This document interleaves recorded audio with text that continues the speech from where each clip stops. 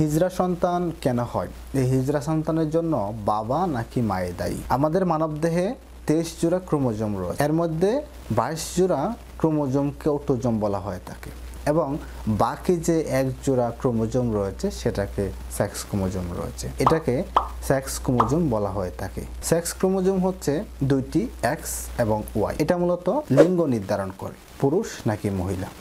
পুরুষের ক্ষেত্রে XY থাকে এবং মহিলাদের ক্ষেত্রে XX থাকে। তাহলে সহজে আমরা বুঝতে পারলাম যে ছেলে অথবা মেয়ে হবে একেবারে পুরুষের উপর ডিপেন্ড করে, সেটা পুরুষ দ্বারাই হয়ে থাকে। তাহলে হিজড়া সন্তান কার দ্বারা হয়ে থাকে? হিজড়া সন্তান মূলত হচ্ছে এই যে সেক্স ক্রোমোজোম রয়েছে, সেই সেক্স ক্রোমোজোমের যদি অ্যাবনর্মালিটি ঘটে তখনই হিজড়া সন্তান রূপান্তরিত হয়, কারণ সেক্ষেত্রে সেখানে কোনো সঠিকভাবে যৌনাঙ্গ সৃষ্টি হয় না। XX জাইগোট ব্রণীয় বিকাশ করলে সেখানে দেখা যায় সুগঠিত জাইগোট তৈরি হয়।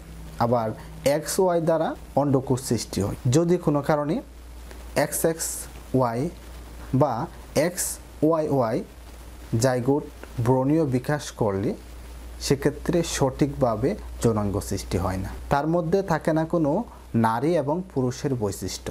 ভিন্ন শারীরিক এবং মানসিক বৈশিষ্ট্যের মানুষটি কেবলমাত্র হিজড়াতে রূপান্তরিত হয়। সুতরাং আমরা যেটা বুঝলাম যে কোনো কারণে যদি সেক্স ক্রোমোজোমের অ্যাবনর্মালিটি ঘটে তখনই কিন্তু হিজড়া সন্তান রূপান্তরিত হয়, কারণ সেক্ষেত্রে দেখা যায় যে সুগঠিত যৌনাঙ্গ সৃষ্টি হয় না। এক্ষেত্রে বাবা এবং মার কোনো দোষ নেই, বা এই যে হিজড়া সন্তান হলো তারও কোনো দোষ নেই।